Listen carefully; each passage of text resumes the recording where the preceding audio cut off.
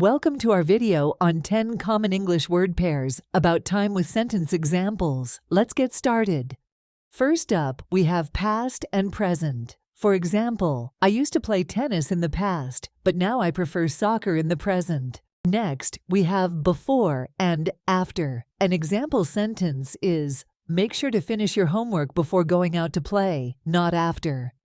Moving on to early and late, you can say, I woke up early this morning to catch the sunrise, but I was still late for work.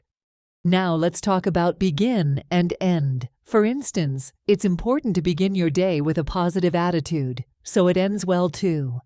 Up next, we have future and past. You can use them in a sentence like, learning from your past mistakes can help you make better decisions in the future. After that, we have now and then. An example sentence is, I'm busy now, but I can help you later if you need it.